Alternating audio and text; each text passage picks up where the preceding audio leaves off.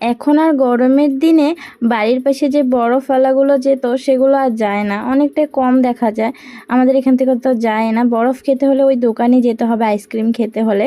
তো সেই দিনগুলো কিন্তু মজারই ছিল, তাই না? সো হ্যালো এভরিওয়ান, আমি অঙ্কিতা তোমাদের সাথে আবারও নতুন ব্লগ নিয়ে চলে এসে পড়েছি। ঘুম থেকে উঠে যা যা কাজ ছিল সব কমপ্লিট করে খাই আমি খাওয়ারের আগে, তো সেগুলো খেয়ে নিয়েছিলাম। তো আমি আর আমার মার জন্য আমি জিরা রাত্রেবেলা ভিজিয়ে রেখে সকালবেলা খাই। এটা অ্যাকচুয়ালি খাই কারণ আমার মারও থাইরয়েডের প্রবলেম আছে, তার জন্য জিরা জলটা খাওয়া ভালো, ডক্টরই সাজেস্ট করেছিল।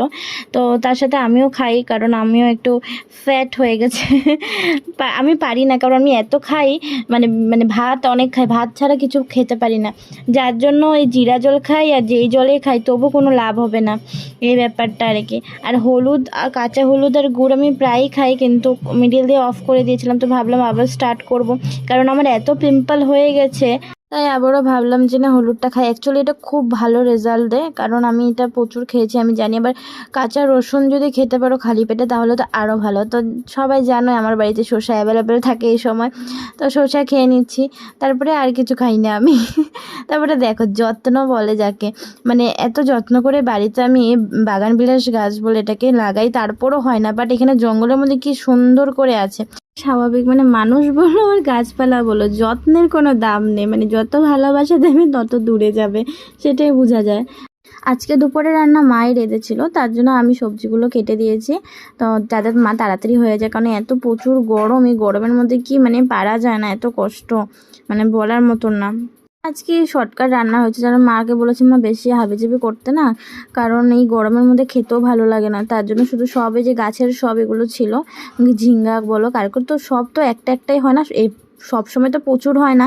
তো কি করি সবগুলো মিলিয়ে, তার জন্য মাকে বলেছি ঝিঙ্গা টিঙ্গা সব তো গাছেরই আছে, তো সব মিলিয়ে একটা ভাজি ভুজির মতন করে নাও। তো মা এগুলো ভাজি করবে।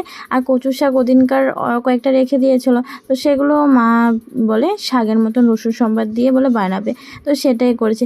আর আলুটা দেখো বাইরের দিকে এত সুন্দর আর ভিতর দিকে পোকা, সেটাই বলে মানে যারা মানুষ মিষ্টি কথা বলে তারা কিন্তু ভিতর থেকে খারাপ হয়, সেটাই বোঝা যায় আর কি। সবজি কাটা কমপ্লিট করে চুলাটা মুছে নিয়েছি। অ্যাকচুয়ালি রোজে মুছা হয় আমাদের, আর রোজ মুছলে কি হয় তাহলে লেট্রাটা কম হয়। যেমন যেটা করি সকাল থেকে সেটাই তোমাদের সাথে শেয়ার করি। তো ডেলি ব্লগে তো অবভিয়াসলি সেজে গুজে তো ভিডিও করতে পারবো না, আর এত গরমে পসিবলই নয়। তো আমি যেমন আমরা সিম্পল মানুষ সবাই মিলে, তো সিম্পলি তোমাদের সাথে শেয়ার করি। জানি না কেমন লাগছে আমার ব্লগগুলো তোমাদের, কিন্তু চেষ্টা করছি ভালো করে দেওয়ার।